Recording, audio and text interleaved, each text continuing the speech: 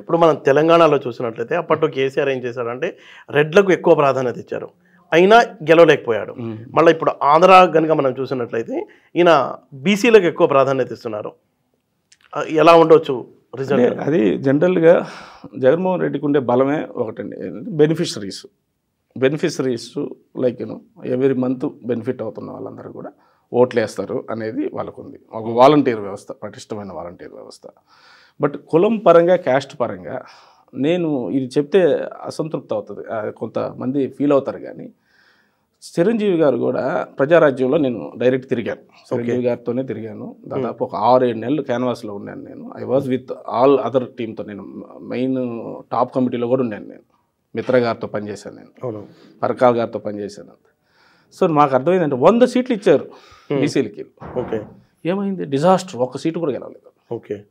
So ఎందుకంటే బీసీల్లో ఉండే ఎలా ఉంటే చాలా కాస్ట్లు ఉంటాయి కదండి, అవును, ఐక్యత చాలా తక్కువ. ఓకే, ఇది నేను ఎవరినో హామ్ చేయడానికో ఇబ్బంది పెట్టడానికి అనడం లేదు, కానీ సో అవి పూర్తిగా ఓట్లకు వస్తాయనేది చెప్పలేను.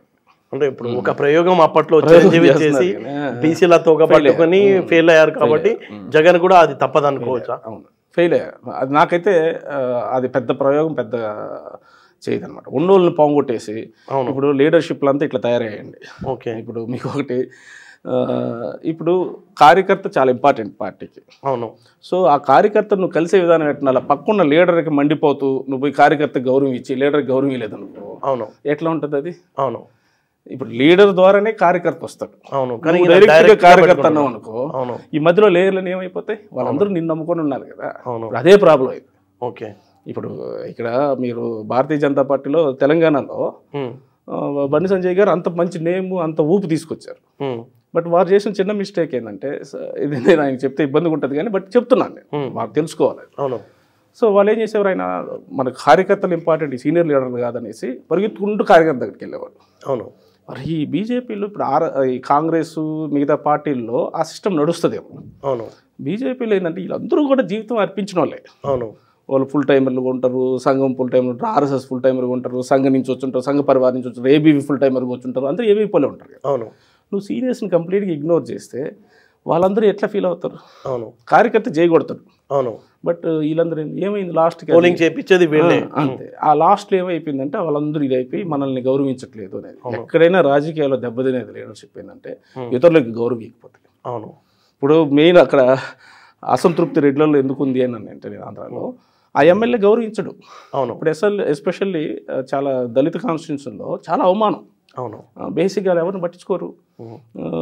ఒక పాపం ఒక మాట ఇచ్చేసి వస్తాడు ఊర్లో, పల్లెటూరు. అంటే కేవలం సంక్షేమం పైన దృష్టి పెట్టి డెవలప్మెంట్ పట్టించుకోలేదన్న ఫీలింగ్ ఉంది కదా, అది రేపు ఎన్నికల్లో ఎలాంటి ప్రభావం చూపుతుంది అనుకుంటున్నారు? అది అంత దాకా ఎట్లా ఉందంటే అది ఓన్లీ ఎంప్లాయీస్లో ఉందండి అది. ఓకే. ఇప్పుడు టీచర్స్కి ఏంటంటే అంత ముందు లాగా లేదని. యాక్చువల్గా మెజారిటీ టీచర్స్ జగన్మోహన్ రెడ్డి కోసం ఎలక్షన్స్ ముందరైతే 4-5 months డెడికేటెడ్గా గవర్నమెంట్ టీచర్లే ఓపెన్గా చేశారు జగన్మోహన్ రెడ్డి సపోర్ట్. ఇప్పుడు బాగా ఈసారి పరిస్థితి వాళ్ళు ఎందుకంటే కొంచెం బాధ వేసింది వాళ్ళకి అరియర్స్, నాకు పూర్తిగా తెలియదు డీటెయిల్స్, వాటిల్లో కొన్ని చేయలేదు, లేకపోతే అంటే వాళ్ళు వెయిట్ చేశారు. కరోనా టైం తర్వాత మాకు వస్తాయిలే, కరోనా టైంలో ఇబ్బంది లేదు అనుకున్నాం. జగన్మోహన్ రెడ్డికి అదొక బ్యాడ్, 2 సంవత్సరాల కరోనా అనేది ఇబ్బంది పెట్టింది.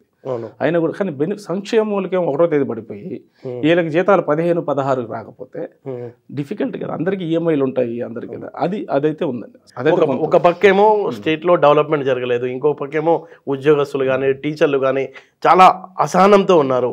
రెడ్డి కమ్యూనిటీ కూడా, ఆయనకు బ్యాక్ బోన్ అనుకునే కమ్యూనిటీ కూడా చాలా రోజుకు దూరం అవుతుంది. బీసీలని ఆయన దగ్గరికి చేస్తున్నారు. అయితే బీసీలు ఏ మేరకు రేపు ఎన్నికల్లో ఆయన కాపాడతారనేది చాలా ఆసక్తికరంగా మారింది అనుకోవచ్చా? ఒక చిన్న సవరణ అండి మీరు మాటలో.